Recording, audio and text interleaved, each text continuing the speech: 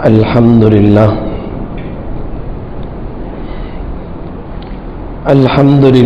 nahmaduhu wa nasta'inuhu wa nastaghfiruhu wa nu'minu bihi wa natawakkalu alayhi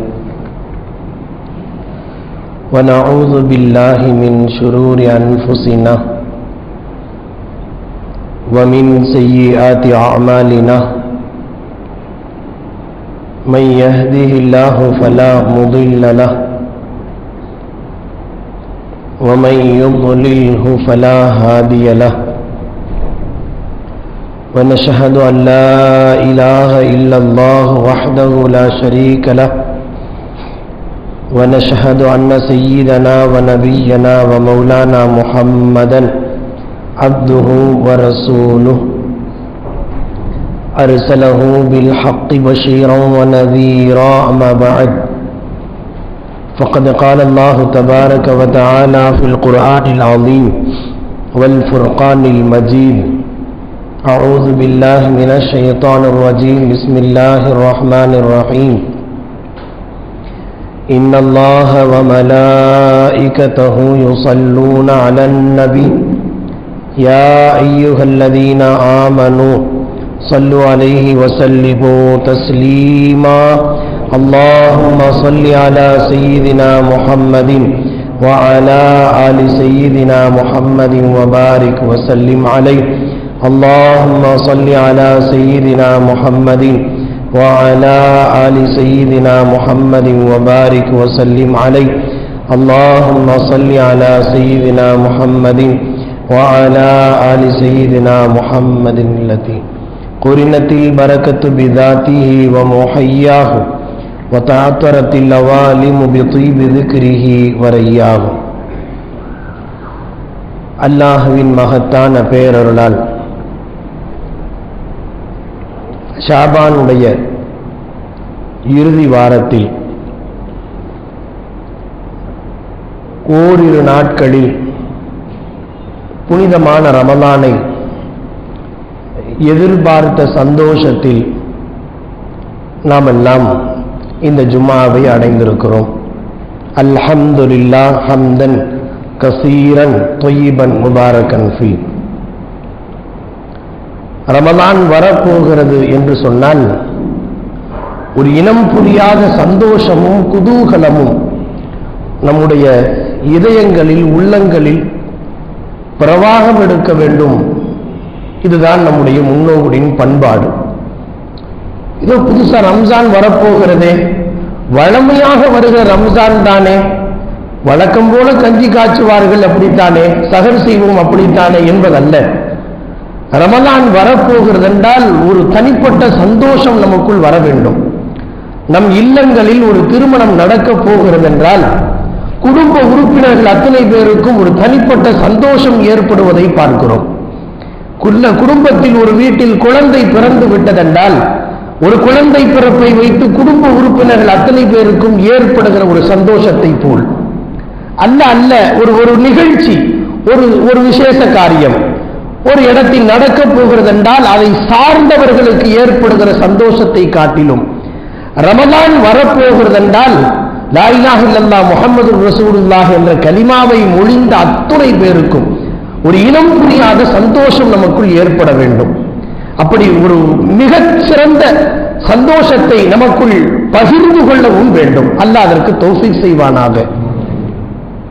நம்மில் பலருக்கு வெயில் காலத்தில் ரம்ஜான் வருதே, எப்படி எல்லாம் நம்ம கஷ்டப்பட போறோமோ என்பதாக கூட நினைப்பது என்பது கூட தவறுதான். வெயில் காலம், நோன்பு வைக்க போறோம், எப்படி வேலை செய்ய போறோமோ தெரியலையே, கஷ்டமா இருக்குமே, தண்ணி தாக எடுத்தா என்ன செய்யறது, அவ்வாறு நினைப்பதே குற்றம் ஒரு முஃமினுக்கு. வெயில் காலத்தில் தான் உண்மையான நோன்பின் தாற்பயத்தை உணர முடியும். மழை காலத்தில் குளிர்காலத்தில் கூட அப்படிப்பட்ட நோன்பினுடைய சாராம்சத்தை ஒரு அடியான் புரிந்து கொள்ள முடியாது. ஹஜ்ரத் அலி ரலியல்லாஹு அன்ஹு அவர்களை நோக்கி எனக்கு பிடித்த 3 விஷயங்கள் என்ன என்று அலி ரலியல்லாஹு அன்ஹு அவர்கள் சஹாபாக்கள் முன்னிலையிலே ஒரு வார்த்தை சொன்னார்கள். 3 விஷயங்கள் தான் இந்த உலகத்தில் எனக்கு பிடித்தவை. ஹுப்பிப இலைய மின் துனியாக்கும் சலாசுன். அல்-லர்பு பிஸ்-ஸைஃப், வாளால் எடுத்து ஜிஹாது செய்வது, போர் செய்வது. இக்ராமுல் லைஃப், விருந்தினர்களை கண்டால் அவர்களை கண்ணியப்படுத்துவது, அவர்களுக்கு உணவளிப்பது.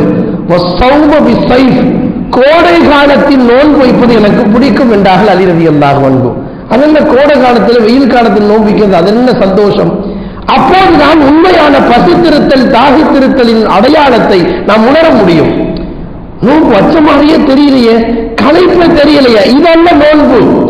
அல்லாஹுக்காக பசித்திருக்கிறோம் தாகித்திருக்கிறோம் என்பதை வெயிலில் வெயில் அணைந்து விட்டு ஒரு தாகம் ஏற்படுகிற போது அதை ரப்புக்காக பொறுத்துக் கொள்கிறோம் அல்லவா, அப்போதுதான் உண்மையான அடிமைத்தனம் நம்மில் வெளிப்படுகிறது என்பது பொருள்.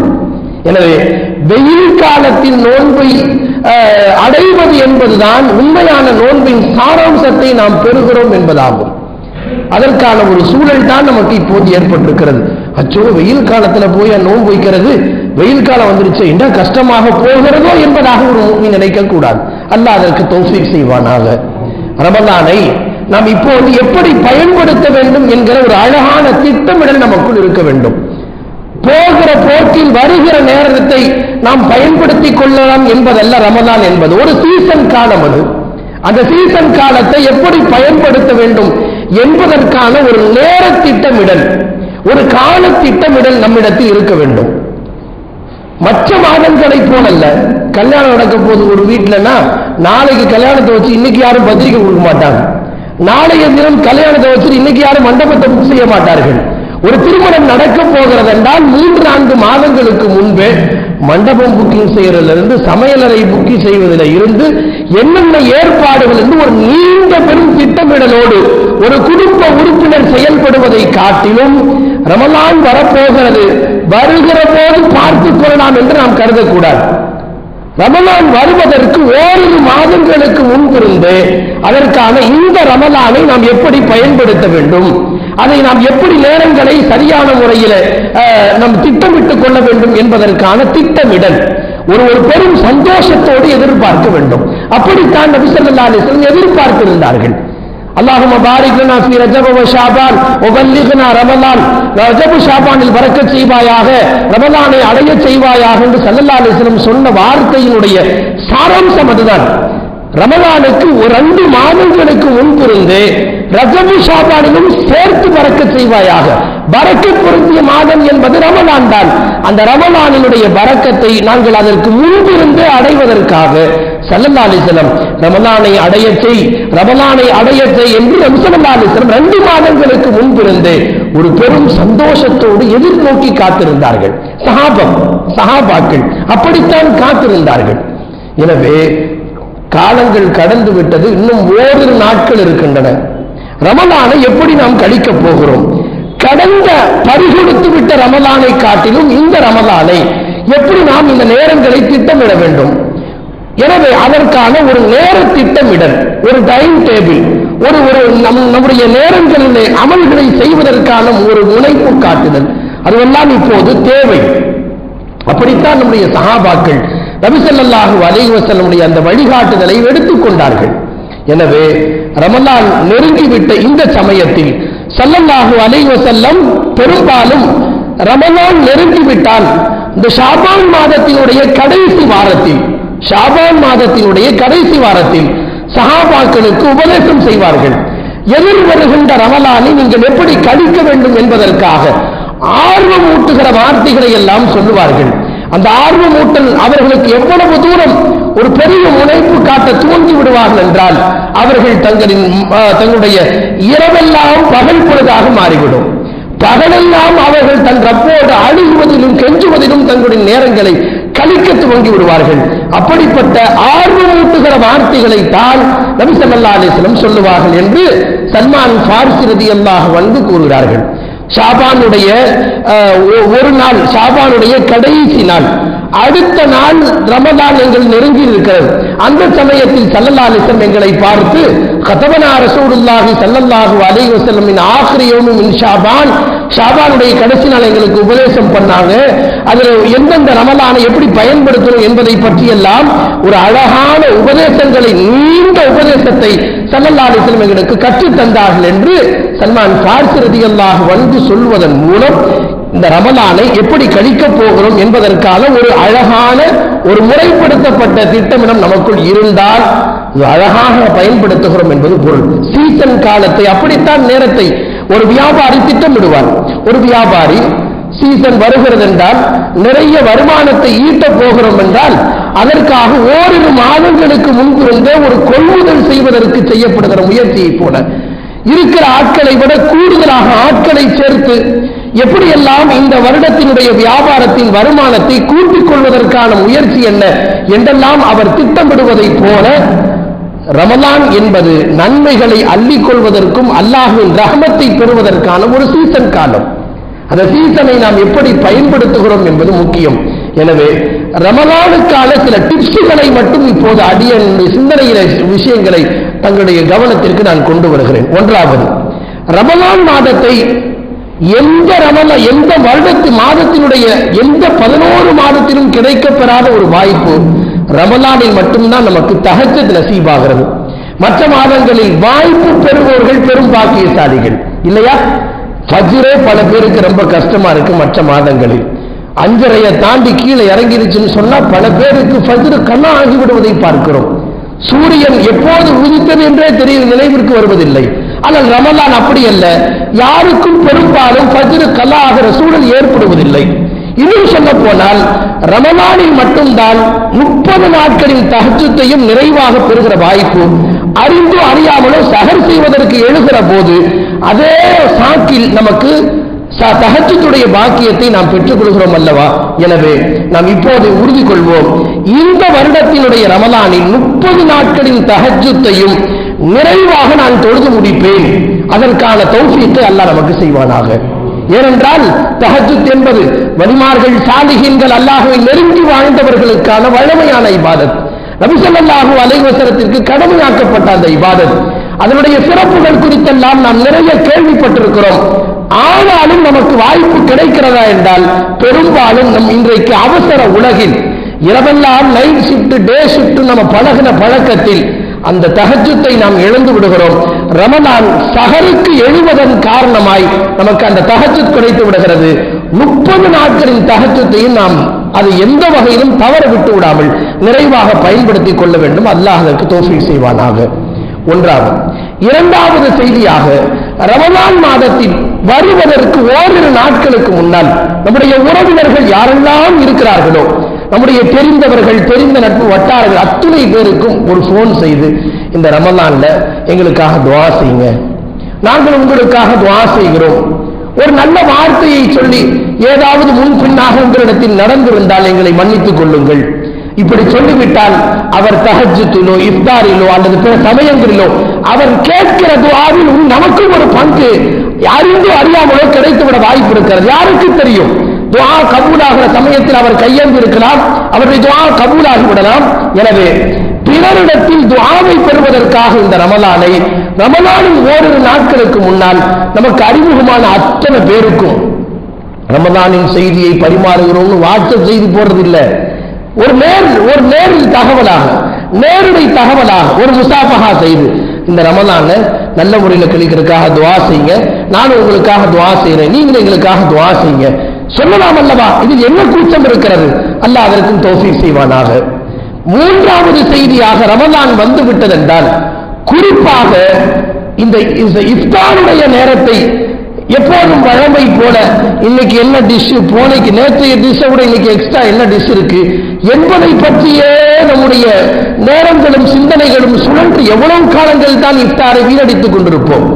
சாப்பாட்டை கட்டுப்படுத்துவதற்குத்தான் நோன்பென்றால் இருக்கிற கட்டுப்பாடுகளை எல்லாம் தளர்த்துகிற வகையிலே இஃப்தாரிலேயே நம்முடைய நேரங்காலங்களை கழிப்பது என்பது ஒரு முறையான முஸ்லிமுக்கான அழகல்ல.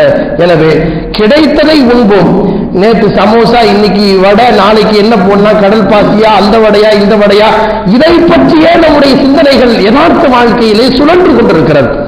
அன்பிற்குரியவர்களை, பெரும்பாலும் இஃப்தாருடைய நேரத்தில் எத்தனை டிஷ் இருக்கு என்பதை எண்ணி பார்ப்பதிலேயே நம்முடைய துஆவினுடைய நேரங்களை வீணடித்து விடுகிறோம் என்பது ஒப்புக்கொள்ள வேண்டிய ஒரு கசப்பான உண்மை. அப்படி இல்லாமல் இஃப்தாருடைய நேரம் வருகிறது என்றால் ஒரு 20 நிமிடங்களுக்கு முன்பே ஒரு குடும்பத்தோடு அமர்ந்து எல்லோருமாக சேர்ந்து துஆ செய்கிற பழமையை நாம் உருவாக்கி கொள்ள வேண்டும். அல்லாஹ் அதற்கும் தௌஃபீக் செய்வானாக.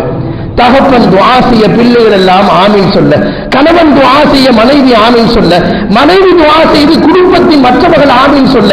யாருக்கு தெரியும், யாரோ ஒருவரின் துஆவின் வழியே அந்த துஆவின் இந்த இஃப்தாருடைய நிறைவான பலனை பெறுவதற்கான வாய்ப்பு. இஃப்தாரை நாம் அப்படி பயன்படுத்துவதில்லை. 13 மணி நேரங்கள், ஒரு 14 மணி நேரங்கள் பசித்திருந்து தாகித்திருந்து அல்லாஹுக்காக சிரமப்பட்டதை கடைசி நேரத்தில் பலன் பெறுகிற நேரத்தில் இன்றைக்கு யதார்த்த வாழ்வில் சூடா சாப்பிடணும், குளிர்ந்து சாப்பிடணும் என்பதாக அந்த நேரத்திலேயே பெண்களின் யதார்த்த வாழ்க்கை சமையலறையிலேயே அவர்கள் அல்லாஹும்ம லக்கசும்து சொல்கிற பழக்கத்தை உருவாக்கி வைத்திருக்கிறோம். தவறு அது. எனவே இஃப்தாருக்கு ஒரு அரை மணி நேரம் அல்லது 20 நிமிடங்களுக்கு முன்பே ஒரு குடும்பத்தோடு அமர்ந்து துஆ செய்யலாம். கணவன் ஒரு 5 நிமிஷம், மனைவி ஒரு 5 நிமிஷம், பிள்ளைங்க 5 நிமிஷம். யாருக்கு அந்த பிள்ளைகளுக்கு கூட இயன்றவரை நம்மால் சிறந்த சில துஆக்களை கற்றுத்தந்து அந்த இளம் பிஞ்சுகளின் வாயிலிருந்து வருகின்ற அந்த வார்த்தைகள் கூட குடும்ப வாழ்க்கையில ஒரு பெரும் மனமாற்றத்தை மடைமாற்றத்தை ஏற்படுத்த வாய்ப்பு இருக்கிறது. அல்லாஹ் தௌஃபீக் செய்வானாக. சிறு பிள்ளைகளின் துஆ தானே என்பதாக நாம் அலட்சியம் செய்துவிடக்கூடாது. ஹஜ்ரத் உமர் ரலியல்லாஹு அன்ஹு அவர்கள் லவ்கான பாதி நபியின் லக்கான உமர், எனக்கு பின்னால் நபி என்பது இல்லை, அப்படி ஒரு தகுதி ஒருவருக்கு இருக்கிறது என்றால் அது உமராகத்தான் இருக்க முடியும் என்று ஸல்லல்லாஹு அலைஹி வஸல்லம் அவர்களால் அடையாளம் காட்டப்பட்ட ஹஜ்ரத் உமர் ரலியல்லாஹு அன்ஹு. லா தன்ஸயா உஹய்ய ஃபீ துஆஇக, உம்ராவுக்கு புறப்படுகிற போது நபி ஸல்லல்லாஹு அலைஹி வஸல்லம், உமரே உங்களின் துஆவில், என்னுடைய சகோதரரை உங்கள் துஆவில் என்னை மறந்து விடாதீர்கள் என்று உமர் ரலியல்லாஹு அன்ஹுவை பார்த்து துஆ செய்யுங்கள் என்று சொல்லப்பட்ட அவ்வளவு பெரிய பாக்கியம் பெற்ற ஹஜ்ரத் உமர் ரலியல்லாஹு அன்ஹு. பாதையில் ஓர் பாதையில் நடந்தால் அந்த பாதையில் ஷைத்தான் வரமாட்டான் என்று நபி ஸல்லல்லாஹு அலைஹி வஸல்லம் அவர்களால் அவ்வளவு அற்புதமாக பாராட்டுரை செய்யப்பட்ட ஹஜ்ரத் உமர் ரலியல்லாஹு அன்ஹு சின்னஞ்சிறு பிள்ளைகளை கண்டால் என்ன செய்வார்களாம்? வகான உமர் யத்லுபு மினஸ் சுபியான் அன் யுஃபர லஹு ஃபகால இன்னக்கும் லம் தத்லிபு. சிறு குழந்தைகளை கண்டால், நீங்க இந்த உமர் என்ற பாவிக்காக நீங்கள் எல்லாம் துஆ செய்யுங்கள் என்று சொல்வார்கள். இந்த உமர் என்ற பாவிக்காக நீங்கள் எல்லாம் துஆ செய்ய வேண்டும். யார்? சின்ன சிறுசுகளை பார்த்து. அமீருல் முஃமினீன், இரண்டாவது ஜனாதிபதி, உலகத்தில் அவ்வளவு பெரிய பாராட்டுகளுக்கு சொந்தக்காரர் இருந்தாலும் அந்த சிறு குழந்தைகளை பார்த்தால் ஹஜ்ரத் உமர் ரலியல்லாஹு அன்ஹு சொல்கிற வார்த்தை ஃபகால இன்னக்கும் லம் தத்லிபு, நீங்க எல்லாம் பாவம் செய்யாத பிள்ளைங்க, பாவமறியா பாலகர்கள், நீங்க செஞ்சா உங்க துஆ கபூல் ஆகும். அதனால யா அல்லாஹ் உமரை மன்னிச்சு நீங்க எல்லாரும் துஆ செய்யுங்க என்று சொல்லி அவர்களை துஆ செய்ய வைத்து ஆமீன் சொல்வார்கள் ஹஜ்ரத் உமர் ரலியல்லாஹு அன்ஹு. நாம் எம்மாத்திரம் பாவத்திலேயே கடலில் மூழ்கி கிடக்கிற நாம் எப்படி நம் சிறுவரின் துஆவை பெற வேண்டும் என்பதை திட்டமிடலாம். அபூ ஹுரைரா ரலியல்லாஹு அன்ஹு போன்ற சஹாபிகள் 5000க்கும் மேற்பட்ட ஹதீஸ்களை இந்த உம்மத்திற்கு அறிவித்து தந்த பெருந்தகைகள். சிறு குழந்தைகள் தங்களிடத்தில் பாடம் பயில வருகிற போது அவங்க எல்லாம் கூப்பிட்டா உட்கார வச்சுக்கிட்டு துஆ செய்வார்கள். அல்லாஹும்ம ஃபிர் லி அபீ ஹுரைரா, யா அல்லாஹ் அபூ ஹுரைராவை மன்னிப்பாயாக என்று சொல்லிவிட்டு அந்த சிறு குழந்தைகளை எல்லாம் ஆமீன் ஆமீன் என்று சொல்லுங்கள் என்று சொல்லுவார்கள். யா அல்லாஹ் இந்த அபூ ஹுரைராவை மன்னித்து விடு. சின்ன பிள்ளைங்க எல்லாம் ஆமீன் சொல்றாங்க. ஃபயுஅம்மினு அலா துஆஇஹிம், எல்லோரும் சேர்ந்து அவர்கள் ஆமீன் சொல்வார்கள். அப்படி மூத்த பெருந்தகைகள், சுபச்செய்தி சொல்லப்பட்டவர்கள், சுவனம் வாய்க்களிக்கப்பட்டவர்கள் எல்லாம் சின்னஞ்சிறுசிடத்தில் துஆவை பெற்றிருக்கிற போது நாம் அந்த பாக்கியத்தை பெற்றாக வேண்டும். எனவே வீட்டில் இருக்கிற சிறுசுகளை எல்லாம் கூட இளம் பிஞ்சுகளுக்கும் சில துஆக்களை கற்றுத்தந்து உட்கார வச்சு அவங்கள துஆ செய்ய சொல்லி ஆமீன் சொல்லலாம். யாரெல்லாம் எங்க அம்மா அத்தா ஹஜ்ஜுக்கு போகணும், எங்க அம்மா அத்தாவுக்கு நோய் நொடி இல்லை, அந்த பிஞ்சுகளின் வாயிலிருந்து வருகின்ற வார்த்தையை அல்லாஹ் மதிக்கிறார். அந்த பிஞ்சுகளின் வார்த்தைகளுக்கு நாமே மதிப்பளிக்கிற போது படைப்பரப்பு அதிக மதிப்பளிக்கிறார். எனவே அதை நாம் மிஸ் பண்ணிவிட கூடாது. அல்லாஹ் அதற்கும் தௌஃபீக் செய்வானாக.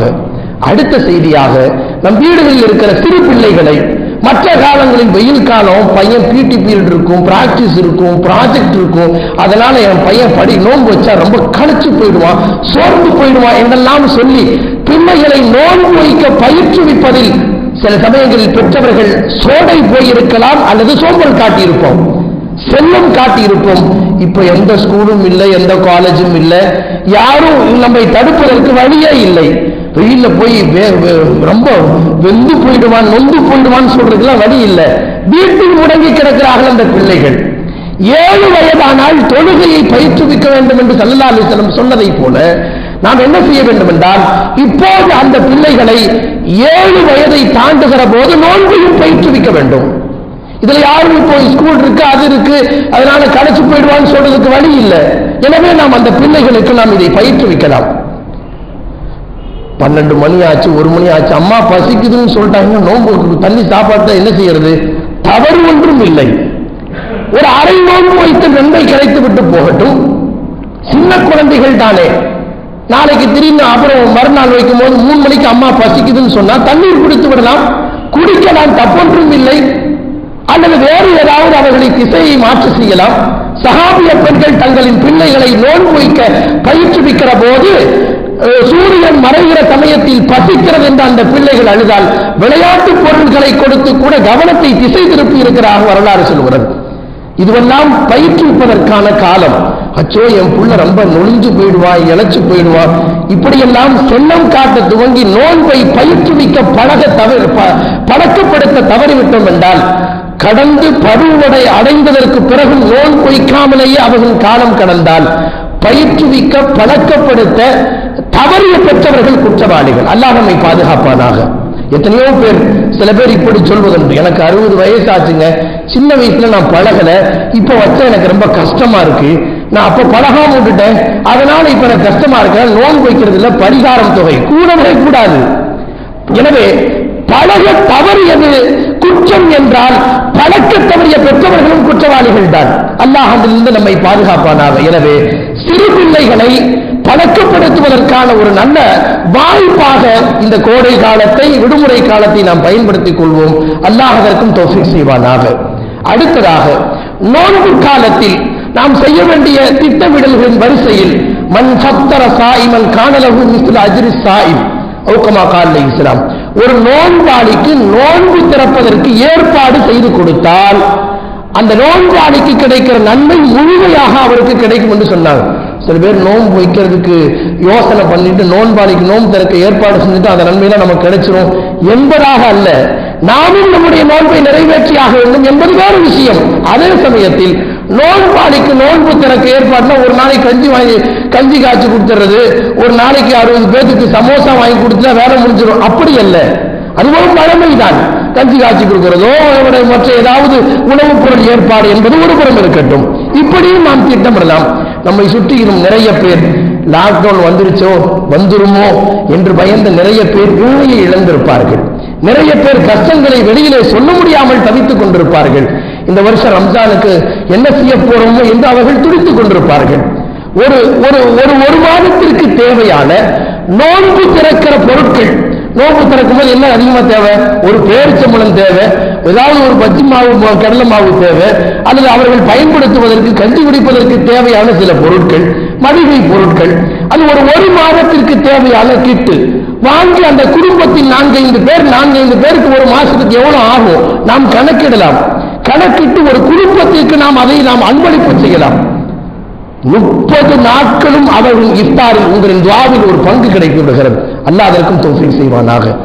எனவே ஏதோ ஒரு மாதத்தில் ஒரு ஃபார்மாலிட்டியை கழிப்பதை போல், சடங்கு சம்பிரதாயத்திற்கு போல இவங்கெல்லாம் கஞ்சி காய்ச்சி கொடுத்தாங்க, அவங்க எல்லாம் கஞ்சி காய்ச்சி கொடுத்தாங்க, இவங்களுக்கு கொடுக்கணும் அவங்களுக்கு கொடுக்கணும், எதையாவது ஒன்றை செய்து விடுத்து முடித்து விடலாம் என்று கருதாமல், ஏதோ ஒரு ஏழை நம்மால் அந்த இஃப்தாரின் 30 நாட்களுக்கும் நம்முடைய பங்களிப்பாக நாம் ஒரு நோன்பு திறப்பதற்கான ஏற்பாட்டை, ஒரு மாதத்திற்கு தேவையான பொருட்களை அவர்களுக்கு அன்பளிப்பு செய்கிற போது ஒவ்வொரு இஃப்தாரினுடைய கபூலாகிற நேரத்தில் செய்யப்படுகிற துஆவில் நமக்கும் பங்களிப்பு கிடைப்பது பெரும்பாக்கியம் இல்லையா? நாம் அதை எந்த காரணம் கொண்டும் தவறு விட்டு விடாமல் பயன்படுத்திக் கொள்வோம். இப்படி ஒரு அழகான திட்டமிடல் நமக்குள் இருக்க வேண்டும். அதுபோல ரமலான் மாதத்தில், இந்த ரமலான் மாதத்தில் ஒவ்வொருவரும் பெரும்பாலும் ஜக்காத்தை நாம் நிறைவேற்றுவதற்கு தயாராக இருப்போம். பெரும்பாலும் ஜக்காத்தை எப்போது நிறைவேற்றினாலும் செல்லும் என்றாலும் கூட ரமலானில் ஒரு ஃபரலுக்கு 70 ஃபரலின் நன்மை என்ற அடிப்படையில் பெரும்பாலும் ஜக்காத்தை ரமலானில் தான் நிறைவேற்ற தயாராக இருப்போம். நாம் என்ன செய்யலாம்? இந்த ரமலானில் இந்த ஜகாத்தை யாருக்கு வழங்கலாம்? மிகவும் தேவையுடையவர்களாக நம்முடைய உறவுகளில் யார் இருக்கிறார்கள்? இப்போதே நாம் அதற்கான ஒரு கணிப்பை நாம் செய்யலாம். நம்முடைய அன்பை வீட்டார், சுற்றத்தார், நம்மை சூழ இருப்பவர்கள், மஹல்லாவில் இருப்பவர்கள் யாருக்கு இந்த உதவியை செய்யலாம்? அவசரத்தில் பள்ளிவாசல் யாராவது கேட்டா கொடுத்துட்டு போயிடலாம், அப்படி என்ன ஜகாத் என்பது? தகுதி உள்ளவர்களுக்கு போய் சேர்வதற்காக இந்த வருடத்தில் எனக்கு எவ்வளவு ஜகாத்து கடமை, என்னுடைய நகை எவ்வளவு, என்னுடைய பேங்க் பேலன்ஸ் எவ்வளவு, என்னுடைய வருமானத்தின் சரக்கு வியாபார சரக்கு எவ்வளவு, இப்போதே நாம் திட்டமிட்டு இந்த வருடத்தில் எவ்வளவு ஜகாத்து என் மீது கடமையாக இருக்கிறது, என் மனைவியின் பெயரால் எவ்வளவு ஜகாத்து கடமையாக இருக்கிறது. அப்படியானால் இந்த பணத்தை நான் இப்போது என்ன சஹாபாக்கள் ஓரிரு மாதங்களுக்கு முன்பே ரமலானுக்கான ஜகாத்திற்கான சேகரிப்பு செய்து விடுவார்கள் என்று பார்க்கிறோம். குறைந்தபட்சம் இங்க இருக்கிற ஓரிரு நாட்கள் அதற்கான திட்டமிடல் நாம் இப்போது செய்து வைத்துக் கொள்ளலாம். அதற்காக ஒரு நல்ல சூழ்நிலையை நாம் உருவாக்கிக் கொள்ள வேண்டும். அல்லாஹ் அதற்கும் நல்ல வாய்ப்பை தருவானாக. ரமலான் மாதத்தின் அடுத்த தொடர்ச்சியாக ரமலான் மாதத்தில் நபி ஸல்லல்லாஹு அலைஹி வஸல்லம் 4 அதிகமாக நீங்கள் கேளுங்கள், 4 நீங்கள் அதிகமாக செய்யுங்கள் என்று ஸல்லல்லாஹு அலைஹி வஸல்லம் சொன்னார்கள். அர்பஉ ஹிசால், 2 லா இலாஹ இல்லல்லாஹை அதிகம் ஓதுங்கள் என்று சொன்னார்கள். அஸ்தக்ஃபிருல்லாஹை அதிகம் ஓதுங்கள் என்று ஸல்லல்லாஹு அலைஹி வஸல்லம் சொன்னார்கள். சுவனத்தை அதிகம் கேளுங்கள், நரகத்திலிருந்து அதிகம் பாதுகாப்பு கேளுங்கள் என்று ஸல்லல்லாஹு அலைஹி வஸல்லம் சொன்னாங்க. நம்முடைய முன்னோர்கள் இந்த தஸ்பீஹுடைய தராவியுடைய தஸ்பீஹில் ஒரு அழகான துஆ ஒன்றை அறிந்தோ அறியாமலோ நாம் ஓதுவதற்கு ஒரு வாய்ப்பை ஏற்படுத்தி தந்தார்கள். லா இலாஹ இல்லல்லாஹ் நஸ்தக்ஃபிருல்லாஹ் வ நஸ்அலுக்கல் ஜன்னத வ நஊது பிக மினன் நார் என்று ஓதுகிற போது அந்த 4 விஷயங்கள், லா இலாஹ இல்லல்லாஹ், அஸ்தக்ஃபிருல்லாஹ், சொர்க்கத்தை கேட்டல், நரகத்திலிருந்து பாதுகாப்பு கேட்டல், இதை அழகான முறையில் ஒரு வாக்கியமாகவே வடிவமைத்து தந்தார்கள். குறைந்தபட்சம் நாம் இதை ஓதலாம், அல்லது லா இலாஹ இல்லல்லாஹை அதிகம் ஓதுங்கள் என்று ஸல்லல்லாஹு அலைஹி வஸல்லம் சொன்னார்களே தவிர எவ்வளவு என்ற எண்ணிக்கை நிர்ணயம் செய்யவில்லை. அதிகம் என்றால் 1000 இருக்கலாம், 2000 இருக்கலாம், 10,000 இருக்கலாம், எவ்வளவு வேண்டுமானாலும் ஓதலாம். ஆனாலும் கூட ஓதலாம் நினைச்ச 2 நாள் ஓதுவோம், 3 நாள் மறந்துடுவோம். எனவே ஒரு எண்ணிக்கையை நிர்ணயம் செய்யலாம். ஒரு காலையில ஒரு 500 முறை, ஒரு 1000 முறை லா இலாஹ இல்லல்லாஹை ஓதுவோம், அஸ்தக்ஃபிருல்லாஹை ஓதுவதற்காக ஒரு 1000 முறை ஓதலாம் என்று ஒரு அழகான திட்டமிடல். ஸலவாத்தை ஓதுவதற்கான ஒரு நேரம் நிர்ணயம் செய்யலாம். அதற்கு தகுந்தாற் போல் நம்முடைய நேரங்களை திட்டமிட்டு, என்னுடைய ஒவ்வொருவருக்கும் ஒவ்வொரு நேரங்கள், காலையில சில பேர் ஃபஜ்ர்ல இருந்தே பிஸி ஆயிடுவாங்க, மதியானம் ஃப்ரீ ஆயிடுவாங்க. சில பேர் ஃபஜ்ருக்கு பிறகு கொஞ்சம் ஃப்ரீயா இருப்பாங்க, அதன் பிறகு அவங்க பிஸி ஆயிடுவாங்க. ஒவ்வொருவரின் வியாபார சூழல், வேலை வாய்ப்பு, அவர்கள் அமைந்திருக்கிற அவர்களுடைய வருமானத்திற்கான சூழல்கள் ஒவ்வொருவருக்கும் ஒவ்வொரு விதமாக இருக்கும். யாருக்கு என்ன ஓய்வு கிடைக்கிறதோ அந்த ஓய்வை எப்படி பயன்படுத்தலாம் என்பதற்கான திட்டமிடல் நம்மிடத்தில் இருக்க வேண்டும். எல்லா விஷயத்துக்கும் நம்ம திட்டம் போடுறோமே. லாக்டவுன் வந்துட்டா என்ன செய்யணும்னு 1 மாசத்துக்கு முன்னால மளிகை சாமான் நம்ம வாங்கி வைக்க முடியுது. லாக்டவுன் வந்துட்டா வியாபாரம் கெட்டு போயிடுமே 1 மாசத்துக்கு முன்னால ஆஃபர் போட நமக்கு தெரியுது. லாக்டவுன் வந்துட்டா என்ன செய்யறதுன்னு சொல்லி பணங்களை எல்லாம் சேமிக்க நமக்கு தெரிகிறது. ரமலான் வந்துவிட்டால் என்ன செய்வது என்று அதற்கான திட்டமிடல் என்ன இல்லை என்றால் நாம் ஒரு லாக்டவுனுக்கு கொடுத்த மரியாதை கூட ரமலானுக்கு கொடுக்கவில்லை என்பதானே பொருளாகும். அல்லாஹ் நாம் அந்த சூழலிலிருந்து காப்பாற்றுவானாக. எனவே ரமலானுக்கான ஒரு திட்டமிடல். அதுபோலவே ரமலான் மாதம் என்பது ஷஹ்ரு ரமலான் அல்லதி உன்சில ஃபீஹில் குர்ஆன். நபி ஸல்லல்லாஹு அலைஹி வஸல்லம் இந்த அடிப்படையில் குர்ஆன் ஓதுவதை அதிகப்படுத்தினார்கள். குர்ஆனை தொழுகையிலும் நிறைவாக ஓதினார்கள். குர்ஆனிலும் அல்லாஹ் தஆலா ரமலானை சிறப்பித்து கூறுகிற போது ரமலான் மாதம் எப்படிப்பட்ட மாதம் என்றால் குர்ஆன் இறங்கிய மாதம் என்று, குர்ஆன் சிறப்பா ரமலான் சிறப்பா என்று புரிய முடியாத அளவுக்கு அல்லாஹ் ரமலானையும் குர்ஆனையும் சிறப்பித்து கூறியிருக்கிறான். எனவே ரமலான் மாதத்தில் குர்ஆனை நாம் நிறைவாக ஓத வேண்டும். கடந்த ரமலானில் ஒரு குர்ஆன் தான் கத்தம் செய்ய முடிந்தது என்றால் இந்த வருடம் நாம் இப்போதே ஒரு முடிவு செய்யலாம். ரம்ஜான் வந்த பிறகுதான் அப்புறம் தூசு தட்டி போன வருஷம் எடுத்து பார்த்த குர்ஆன் ஆச்சே, இப்படி அல்ல, இப்போது நாம் ஓத துவங்கி விடலாம். ரம்ஜான் வந்த பிறகுதான் குர்ஆன் ஓத வேண்டும் என்று யார் சொல்லிக் கொடுத்தது? ரமலானுக்கான முன் தயாரிப்பாக இப்போதிருந்தே ஓத ஆரம்பிக்கலாம். திக்கி ஓத ஆரம்பிச்சு ரம்ஜான்ல கொஞ்சம் சரணம் வந்துடும். ரம்ஜான் வந்த பிறகு ஒரு தராவிக அட்டன் பண்ணி மறுநாள் கால அலிஃப் லாம் மீம் தாலிகல் கிதாபு திக்கி ஓதாம முதல் நாளிலிருந்து இப்போது இருந்தே நாம் அதற்கான முன் தயாரிப்பை செய்யலாம். ரமலான் மாதம் வந்தால் தான் குர்ஆன் ஓத வேண்டும் என்று சொல்லப்பட்டிருக்கிறதா? இல்லையே. அதற்காக இப்போதே நாம் தயாராக வேண்டும். அல்லாஹ் அதற்கும் தௌஃபீக் செய்வானாக. ரமலான் மாதத்தில் குர்ஆனினுடைய சூறாக்களில் 1-2 மரணம் செய்யலாம். வருஷம் பூரா 50 வருஷத்தை கடந்ததுக்கு பிறகு எத்தனை சூறாங்க உங்களுக்கு தெரியும்? குலு அல்லாஹ் தெரியும், குல்லஹு பிரபில் ஃபலக், குல்லஹு பிரபின் நாஸ், அல்லம்து சூரா. இந்த 4 சூறாவை மனப்படமாக்கியே 40 வருஷத்தை ஓட்டிடுறோமே, 50 வருஷத்தை ஓட்டிடுறோமே. ஒரு ரமலானில் ஒரே ஒரு சூறாவை மனனம் செய்திருந்தால் கூட 40 வருடத்தில் 40 சூறாக்களை மனனம் செய்திருக்கலாமே. ஏன் அப்படிப்பட்ட ஒரு திட்டம் நம்மிடத்திலே இல்லை? குர்ஆன் என்பது மரணம் செய்வது ஹாஃபிஸ்களுக்கு மட்டும்தான் சொந்தமா அல்லது ஆலிம்களுக்கு மட்டும்தான் சொந்தமா? அவங்க தான் மனப்படமாக்கி பத்திரமா வச்சுக்கணும், நாமெல்லாம் அப்பப்போ நம்ம கேட்டுட்டு போனா போதும், அப்படி அல்லவே. எனவே நாம் என்ன செய்யலாம்? இந்த ரமலானில் ஒரு சூறாவை மரணம் செய்யலாம், அடுத்த ரமலானில் ஒரு சூறா என்றால் கூட நாம் இந்த எத்தனையோ ரமலானை கடந்திருக்கிறோம். பெரிய சூறா அல்ல, யாசீனை போல அர் ரஹ்மானை போல அல்ல, ஒரு சின்ன சூறாவை மரணம் செய்திருந்தால் கூட எவ்வளவோ சூறாக்களை நாம் மரணம் செய்திருப்போம். எத்தனை ரமலானை நாம் இவ்வளவு காலங்கள் கழித்திருப்போம் என்று யோசனை செய்து பாருங்களேன். எனவே நாம் யோசனை செய்வோம், நம் பரிசீலனை செய்வோம். இந்த ரமலானில் ஏதேனும் வழக்கமாக ஓதுகிற 10 சூரா அலம் தர கைஃப லீலாவிலிருந்து ஆரம்பிச்சு இதையே திரும்ப திரும்ப முன் சுன்னத்து பின் சுன்னத்து அதுல இதுல இதையே கலந்து கொண்டிருக்காமல் இந்த வருடத்தில் எக்ஸ்ட்ரா ஒரு சூறாவை நாம் மரணம் செய்யலாம். அல்லாஹ் தௌஃபீக் செய்வானாக. அல்லது ஏற்கனவே மரணம் செய்து ஓதி வருபவர்கள் யாசீனையோ வாக்கியாவையோ இந்த வருடம் ஒரு ஐனையாவது மரணம் செய்யலாம், ஒரு திட்டமிடலாம். அல்லது ஏற்கனவே மனப்படமாக்கி மறந்து போன விஷயம் நிறைய இருக்கும் பாருங்க, மறந்ததை திரும்ப நினைவுபடுத்துவதற்காக நம்முடைய நேரங்களை திட்டமிடலாம். அல்லது ஓதி பழகாமலேயே எவ்வளவு காலம்லாம் கழிக்கிறது. சரி, இந்த ரம்ஜான்லையாவது ஒரு முயற்சி பண்ணி பார்ப்போம், யாரையாவது ஒருத்தவங்கிட்ட கற்றுக்கொள்ளலாம், முயற்சி செய்யலாம். அதற்காக இந்த ரமலானை நாம் பயன்படுத்துவோம். அதுபோல ரமலான் மாதத்தினுடைய பல்வேறு வழிகாட்டல்களில் சஹர் நேரத்தில் நம்முடைய உணவு திட்டமிடல் என்பது எப்படி நம்முடைய இப்போது அது பொது முடக்கம் வருமோ வராதோ அது வேறு விஷயம். நம்மை சூழ எத்தனையோ பேர் சஹர் உணவை பெற முடியாமல் கல்லூரி மாணவர்களோ மற்றவர்களோ வெளியூர் பிரயாணிகளோ அப்படி நிறைய பேர் இருக்கலாம். இது ஒவ்வொரு இடத்தினுடைய சூழ்நிலைகளை பொறுத்தது. ஹாஸ்டல்ல தங்கி சில நேரங்களில் உணவு கிடைக்கப்பெறாமல் இருக்கலாம். அப்படி யாரும் தெரிந்தால் அவர்களுக்காக ஏதேனும் உணவு ஏற்பாடுகளை செய்யலாம், இஃப்தார் ஏற்பாடுகளை செய்யலாம். எந்தெந்த வகையிலெல்லாம் நன்மைகளை நிறைவாக பெற்றுக் கொள்வதற்கு வழி இருக்கிறதோ அந்த வழிகளை எல்லாம் நாம் இப்போதே திட்டமிட வேண்டும். நம் வீடுகளில் ஒரு காலண்டர் அட்டையில இந்த ரமலானில் ஃபஜ்ருக்கு பிறகு நான் செய்கிற அமல்கள் இவைகள், இந்த ரமலானில் லுஹருக்கு பிறகு என்னுடைய ஓய்வு நேரத்தில் நான் இதை செய்வேன். இப்படி ஒரு அழகான நேர திட்டமிடலோடு ரமலானை பெற்றால்தான் நாம் அந்த ரமலானை நிறைவான முறையில் பலன் பெற்ற ரமலானாக ஆக்கிக் கொள்ள முடியும். வரும்போது பார்த்துக்கலாம், நோன்பு வந்த பிறகு பார்த்துக்கலாம், தராவி முடிச்ச பிறகுதான் இப்பதான் ரம்ஜானுக்குள்ளேயே வந்த மாதிரி தெரியுது என்பதல்ல. ரமலான் என்பது ஏதோ போகிற போக்கில் நாம் ஏதோ சில அமல்களை செய்துவிட்டு போகிற மாதம் அல்ல. ரமலான் என்பது மிகப்பெரிய பொக்கிஷம். அதிலே கிடைத்திருக்கிற வழங்கப்பட்டிருக்கிற பொக்கிஷங்கள், அந்த பாக்கியங்களை பற்றி நீங்கள் அறிய முற்பட்டால் லவ் தஅலமூன மா ஃபீ ரமலான் இல்ல தமன்னவ், நபி ஸல்லல்லாஹு அலைஹி வஸல்லம் சொன்னார்கள், ரமலான்ல எவ்வளவு அல்லாஹ் கொட்டி தீர்த்திருக்கிறான் ரஹ்மத்தை என்பதை நீங்கள் புரிய முற்பட்டால் உங்களுக்கு தெரிய ஆரம்பிச்சுன்னா வருஷம் பூரா ரமலானாக இருக்குமோ என்று ஆசைப்பட முற்படுவீர்கள் என்றாகும் ஸல்லல்லாஹு அலைஹி வஸல்லம்.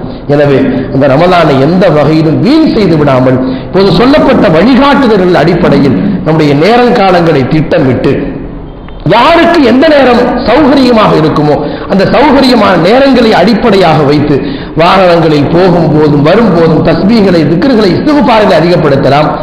தொழுகைக்கு பிறகு குர்ஆன் ஓதுவதை அதிகப்படுத்தலாம். ஒரு 15 வரை குர்ஆன்ல 20 பக்கங்கள் தான் ஒரு ஜுஸு. ஃபஜ்ருக்கு பிறகு ஒரு 4 பக்கம், ஸுஹருக்கு பிறகு 4 பக்கம், ஒரு ஜுஸு முடிச்சிடலாம். போன ரம்ஜான் தான் ஒரு குர்ஆன் தான் முடிக்க முடிஞ்சிச்சு. சரி, இந்த வருஷமாவது ஒரு 2 குர்ஆன் ட்ரை பண்ணி பார்க்கலாமே, முயற்சிக்கலாமே. அல்லது நம்முடைய குடும்பத்தில் மனைவிக்கும் நமக்கும் மத்தியில் ஒரு போட்டி கூட வைக்கலாம், தவறொன்றும் இல்லையே. எதற்கோ போட்டி போடுகிறோம். நாம் இந்த வருஷம் நீ ஜாஸ்தியா ஓதுறியா, நான் ஜாஸ்தியா ஓதுறேன், ஒரு திட்டமிடல், ஒரு அழகான போட்டியை நமக்குள் உருவாக்கி கொள்ளலாம். எந்தெந்த வகையிலெல்லாம் ரமலானை மிகச்சிறப்பான முறையில் கழிக்க முடியுமோ அதற்கான முற்படுதலை நாம் செய்தாக வேண்டும். அல்லாஹ் ஜல்லஷானஹு தஆலா இந்த ரமலானை பறிகொடுத்து விட்ட ரமலானுக்கும் சேர்த்து கடந்த ரமலானை அல்லாஹ்வின் இல்லத்தில் தொழ வாய்ப்பில்லாமல் தடுக்கப்பட்டு விட்டோம். 8 மணி என்று அறிவிக்கப்பட்டிருக்கிறது. இருந்தாலும் 10 மணிக்காக நாம் போராடுகிறோம், கோரிக்கை வைக்கிறோம். ஆனால் முதலில் ரப்பிடத்தில் நாம் கோரிக்கை வைப்போம். ஜும்ஆவுடைய தினம், ஷாபானின் கடைசி நாள், கடைசியை நாம் நெருங்கி இருக்கிற ஜும்ஆ இது. எனவே இந்த நாட்களில் இப்போது நாம் அல்லாஹ்வுடைய சமூகத்தில் அதிகம் துஆ செய்வோம். அதுபோலவே ரமலானுடைய 4 ஜும்ஆக்கள் மிகச் சிறப்பானவை. வெறும் பொதுவான ஜும்ஆ என்பது வேறு, ரமலானில் கிடைக்கிற ஜும்ஆ என்பது வேறு. எனவே எப்பவுமே 1:30 மணிக்கு குத்பா ஓத ஆரம்பிச்சிட்டாங்களான்னு எட்டி பார்த்துட்டு உள்ள வர்ற மாதிரியே ரம்ஜான ஜும்மாவை கழிக்காமல் மற்ற ஜும்மாக்கள் தான் இப்படியே நம்முடைய நேரங்களை பாழாக்கி கொண்டிருக்கிறோம். இந்த வருஷம் ரம்ஜான்ல 4 ஜும்மாவது உருப்படியா 12 மணிக்கே போய் ஒரு தஸ்பீஹ் நஃபிலாவது தொழுகலாம். ஒரு திட்டமிடல். ஏன் இப்படியே நம்முடைய இத்தனை ரம்ஜான்களை நாம் கழிப்போம்?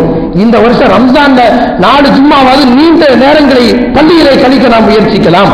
இப்படி ஒரு அழகான ஒரு வைராக்கியத்தோடு நாம் அட்டன் பண்றதுக்கு நாம் முயற்சித்தால் அல்லாஹ்வின் புறத்து இந்த நிறைவான உதவியை நாம் பெறுவோம்.